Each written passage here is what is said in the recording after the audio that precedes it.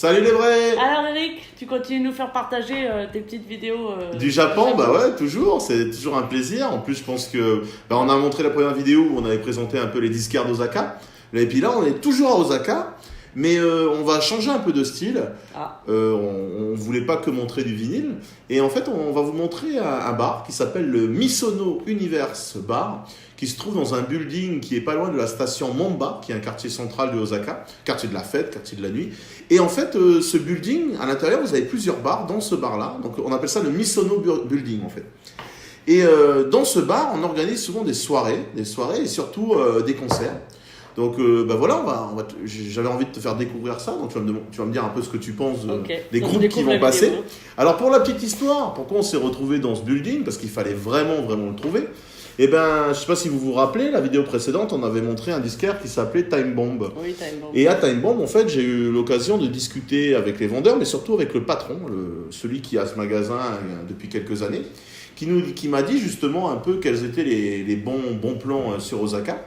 Et en discutant avec lui, en parlant de rock japonais, j'ai vu une affiche qui était, sur le coup, au milieu de plein d'autres affiches écrites en japonais, je comprenais pas tout. Et là, d'un coup, Pas tout, comme si comprenait et un certain pourcentage. Et je vois un truc, je dis, non mais ça, je connais. Et je regarde un son, je dis, c'est pas possible. Et en fait, le groupe qui m'a fait découvrir le punk garage japonais, c'est-à-dire le groupe que ça fait 15 ans que je collectionne les CD, les vinyles, c'est un peu plus dur, mais c'est Guitar Wolf. J'ai jamais pu les voir. Et là, Guitar Wolf, 2 soirs dessus. Donc le soir où j'étais à Osaka et le lendemain soir. Du coup, j'en parle au patron, il me confirme que c'est bel et bien Guitar Wolf qui vont faire une grosse soirée avec plusieurs groupes d'Osaka. Donc moi, je suis super content, super excité. Et il me dit, bon voilà, c'est soit le soir même, soit le lendemain. Et il me dit, c'est pas les mêmes programmations. Du coup, le soir même, il me dit qu'il y a un groupe qui s'appelle les King Brothers, qui est en fait le groupe du moment à Osaka. Très punk garage, excellent sur scène. Et du coup, je me dis, bon bah allez, avec Sandrine, on se motive et on se dit, on va y aller.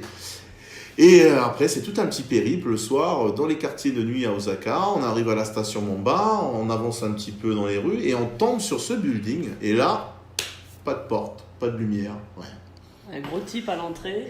Même pas. Et on arrive un peu devant des ascenseurs. Donc on regarde les ascenseurs, on sait que c'est là à peu près. On regarde notre Google Maps. Et on se dit, mais pour un concert de punk, qu'est-ce qui se passe? Et là, on voit un bon petit japonais, mais bien costaud, bien trapu, le mec, mais avec une bonne gueule et un bon look, qui arrive. Hoi, Guitar Wolf. Et là, bon, oui, on dit, ouais, Guitar Wolf. Ah, me too. Alors, il vient avec nous, il se rend compte que c'est un peu bizarre aussi. Et du coup, il nous a aidé à trouver l'entrée. Donc, super serviable, comme tous les japonais. Oui. Et ce bon japonais qui s'appelait Tetsu, qu'on salue, parce que je pense qu'il nous regarde. Il nous a guidés dans l'antre de Misono Universe Bar et il nous a fait découvrir la scène punk, garage, hardcore japonais. Donc ce que je te propose, ensemble, et avec vous bien sûr, c'est de découvrir la soirée qu'on a passée dans ce bar. Toujours avec nos petits écouteurs badass. Ouais, les petits badass Eminems là. Bon, c'est Eminem, c'est pas très rigolo, mais au moins ça nous permet de comprendre. Allez, c'est parti. Donc tu vas voir un peu à quoi ressemble ce bar. C'est un bar assez vintage, hein. C'est pour ça qu'on en parle dans le comptoir du rétro. Ils font des soirées un peu rock'n'roll, rockabilly là-bas. Vous allez quand même voir que les gens sont assez stylés. Donc ça se présente un peu comme une boîte de nuit, assez kitsch. Ça brille. C'est très très kitsch. C'est pareil. Ouais. C'est les balles des Et là vous avez Tetsu qui boit sa petite bière. Et en fait c'est 2 scènes qui sont face à face. Et avec un DJ, une espèce de fourmi. Voilà. Alors le DJ il passait que du 45 tours, que du rock 50s, années 60. Il y avait des gens qui étaient quand même pas mal lookés, pas mal typés. Donc voilà, c'est quand même pas mal. Donc ce bar il se présente comment? Vous avez une grande scène comme ça. Et de part et d'autre donc, de la piste de danse, vous avez ces 2 scènes. Donc là, le public, il était quand même assez... Il commençait à avoir du monde. Il y avait quelques Européens, quelques Américains, quelques Anglais.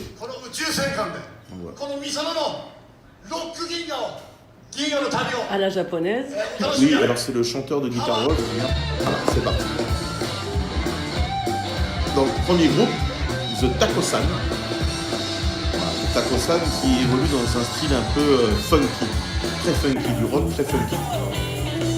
Plus ça gratte, on dirait un violon. Ouais. C'est la basse en fait de Paul McCartney. Et basse violon. Et je sais pas si tu reconnais un peu la mise en scène, ça ressemble beaucoup à du James Bond. Et le chanteur, c'est un tueur. C'est un tueur. Regarde-moi ce look de fou. Oh là là, la tronche. Promis, c'est pas moi.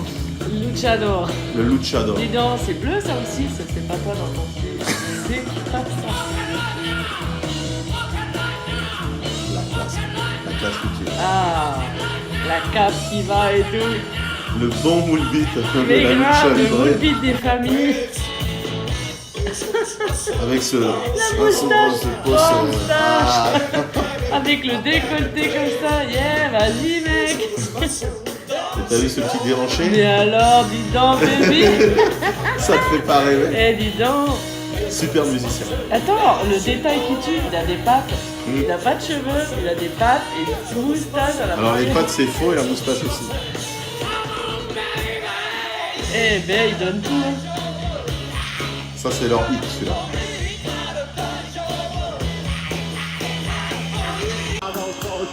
Donc des musiciennes fous sur scène. Voilà.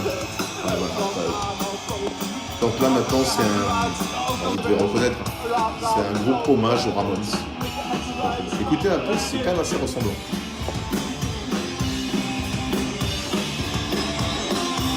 C'est un peu différent, là, avec les japonais là. Ouais mais t'inquiète, ça va s'exciter. Pas de pogo chez les japonais. Ah si. Donc là c'est la scène qui est juste en face de la grande scène. Et pour la petite histoire, dans le clip, il y avait un Finlandais qu'on a découvert, un gros fan de guitare rock, qui lui travaillait à Kyoto et qui faisait des concerts sur les affaires associées. Et c'est un grand excité qu'on doit voir à un moment donné. J'aime bien, on va mettre en cravate là. Ah mais voilà, c'est ça qui est bien au Japon, c'est que t'as la working girl, t'as la conquête, t'as la fille rockabilly. Il y a une petite brune. Ouais, t'as de tout. Et après voilà, il y a des groupes aussi qui n'étaient pas forts. Voilà, par exemple ici, toujours au Japon, vous devez savoir peut-être, mais au Japon en fait il y a les groupes un peu idoles. Donc là c'est la version Il y en a plein dans les punk. rues. Ouais, mais là c'est la version punk. Moi j'avoue je suis pas fan, mais c'est vrai que c'est une habitude chez eux de mettre un peu ce genre de groupe. Tu dis ça parce que c'est des meufs. Ouais. Tetsu il adore. Hein. Bon après je comprends pourquoi il aime. Grave. Le t-shirt sur la gauche, moi je vote pour. Hein. C'est peut-être ça qu'il voulait mettre Brice. Brice, il demande à venir bosser en Ça short fait au peur. travail. Alors là c'est du hardcore. Ça s'appelle hardcore judo. Donc c'est bas du front, je pense que ça plaira à Adrien. Le mec il est le chanteur habillé avec un gros pyjama. Tu vois, t'as le mec avec la fronde. Ouais, grave. J'adorais ces masques, j'aurais bien voulu en avoir un. Même pour Adrien, pour chanter, il quitte les cagoules. Regarde ça.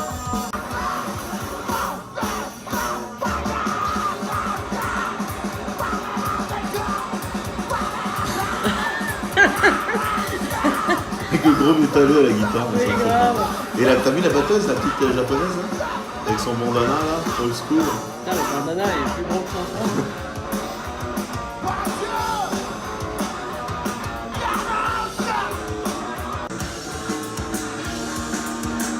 Putain, il a une tie and dye sur les cheveux, ouais. Ah, le batterie. Ah ouais.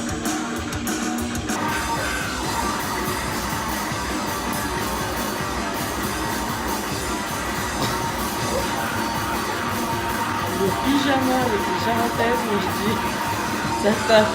Les charentaises des familles, c'est bon.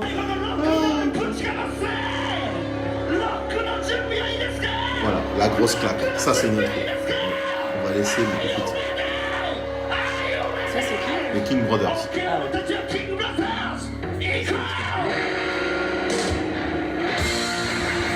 Ça c'est le groupe à la main. Pas la mode, c'est le groupe qui en ce moment sur la scène rock à Osaka des chiens. Ben regarde.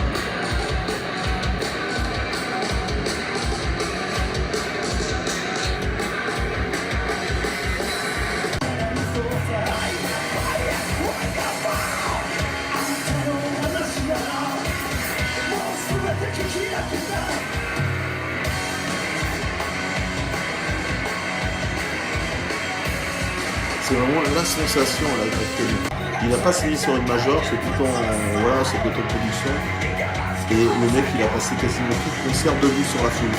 Avec de la guitare. Et en fait ils finissent le concert dans la foule. Voilà. Direct. Le mec il marche sur la foule. Jésus-Christ Superstar. Il faut le faire. Hein. Avec le micro, regarde, le micro et la guitare, il se tient pas. Il est en équilibre constant et ça a été. Le mec il a confiance. Hein. Ouais, et puis c'est bon. Mais je pense que c'est un public qui a vécu. Le Finlandais qui était là, ça faisait 5 fois qu'il m'a dit c'est le groupe sur scène qui tabasse en scène. Attends, regarde ce qu'ils vont faire. C'est des fous. On a étudié Vampas qui est assis sur une putain de chaise de jardin dans la plaine de Terramba. Voilà, ça m'a fait penser à ça. Ça c'est cool. On pourrait les faire jouer au Black Stock, ça serait top. Ah, ils en un peu je pourrais lui rectifier sa frange. Ouais. La classe, ça c'est rock'n'roll. Avec le petit costard qui va. Et c'est vraiment le groupe tendance, enfin pas tendance, mais c'est vraiment le groupe qui en ce moment bouleverse aux attentes. Ils sont d'Osaka. Ils ont leur site de répète dans la ville. Et là dans le public, donc le batteur n'est plus. Le batteur est plus sur scène. Ils sont au milieu du public. Hein. Ils vont aller au milieu du public. Ça c'est cool. Ça c'est bien. Ouais, il y a un côté très hardcore aussi dans leur façon de faire, mais hyper classe avec leur costume et tout ça, j'aime bien.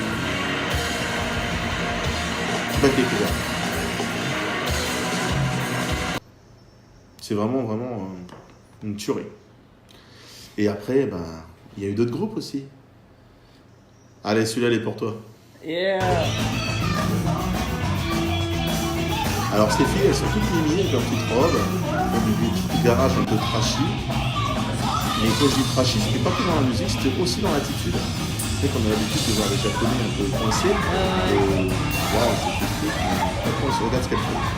Merde. Alors là, elle lève les jambes en l'air. Ok. Et je te montre le créateur. Exposition de oui.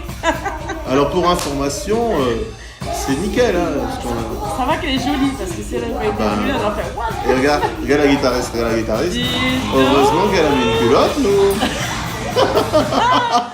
Excellent. Alors, c'est pas parce que c'est français que c'est bien. Et je peux te garantir que les mecs étaient très contents au premier rang. Tu m'étonnes, moi je la porte quand elle veut, la chérie là. Donc là c'est la classe ultime, Guitar Wolf, tout vêtu de cuir. Donc le bassiste, c'est pas le bassiste originel, hein.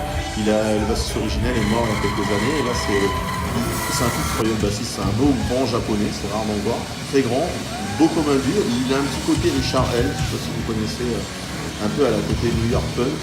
Le batteur est excellent, il a des tatouages de Yakuza sur tout le corps, à un moment donné vous allez le voir, je pense qu'il a dû être Yakuza à un moment donné dans sa vie, c'est pas possible, et il est bien sûr le chanteur. Parce que les japonais tatoués, il n'y en a pas beaucoup. Enfin moi j'en ai pas vu. Mais moi je me suis fait jeter partout. Tu vas voir lui les tatouages qu'il a, c'est vraiment du tatouage de Yakuza. Tu vas voir.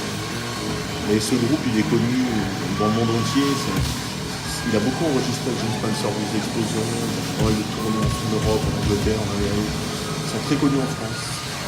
Ça fait une bonne vingtaine d'années voir tous qui font ça. Et je peux dire qu'ils sont tellement connus qu'il a sorti des bouquins au Japon. Je peux pas l'acheter parce qu'il n'est pas traduit. Ma vie de Yakuza. Non, chanteur non. Mais en fait, ils ont un putain de look. Regarde les cheveux gominés. Le batteur, à chaque fois qu'il finit un morceau, il sort sans peine. Voilà, ça c'est un groupe badass. Ils sont trois. Ouais, regarde la gueule du bassiste. Quoi. Il regarde le public, il le toise. C'est quand même énormissime.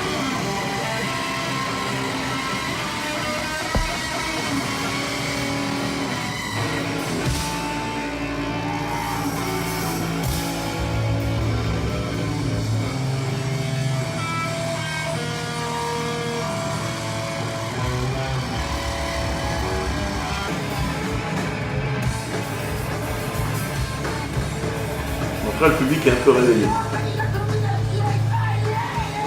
Donc ça fait 15 ans qu'ils tournent. Plus que ça. C'est un vieux groupe. Je pense qu'ils sont depuis les années 90, voire un peu avant.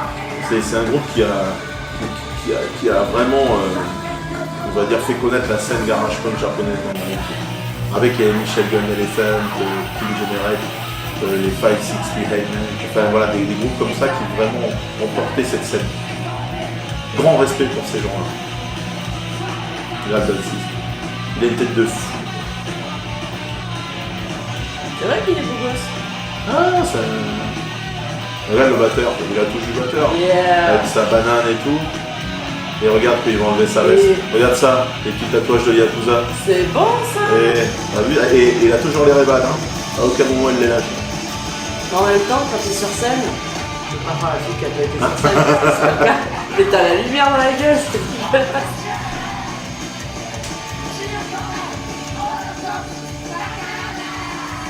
Ce groupe est génial. C'est vrai qu'il a des bons tatouages. Et là, il va se recoiffer comme il fait d'habitude. Donc voilà, c'est vraiment super concert. Bah, j'espère que tu as aimé, que nos auditeurs ont aimé. Donc voilà, si vous passez à Osaka, sachez-le, c'est une des plus belles scènes rock du Japon. C'est ça en ce moment. Tu m'avais envoyé comme texto. Bah ouais, ah oui, je t'avais envoyé en même temps. T'étais en nez, en train de voir des trucs de ouf, il y a des meufs qui font un concert. Et j'ai pensé à toi, je pense que tu aurais bien kiffé. En tout cas, j'espère que ça vous a plu. Voilà pourquoi on voulait vous montrer ça, parce que c'est quand même atypique comme concert. Et ici, ça manque le lieu. Et puis, des salles de concert comme ça. Voilà. Et puis c'était vraiment, il y avait de l'idol, il y avait du punk, du hardcore, voilà. Il n'y a pas de cloisonnement, quoi. Tout le monde est là, tout le monde s'éclate, tout le monde fait la fête. T'avais le mec en costard, la fille en tailleur, il y avait même des gosses. Avec Sandrine, on regardait les petits gamins qui dormaient sur les canapés, les parents. Ah mais c'est bien, c'est de la bonne éducation. Voilà, l'éducation. Enfin, j'espère que ça vous a plu. En tout cas, on se retrouve pour d'autres aventures. Restez vrai, n'oubliez pas, si vous avez aimé, likez et puis surtout, abonnez-vous, n'ayez pas peur, on est gentil. En plus, on vous proposera plein d'autres vidéos comme on est gentil ici. On vous aime fort, restez vrai. À la prochaine. À la prochaine.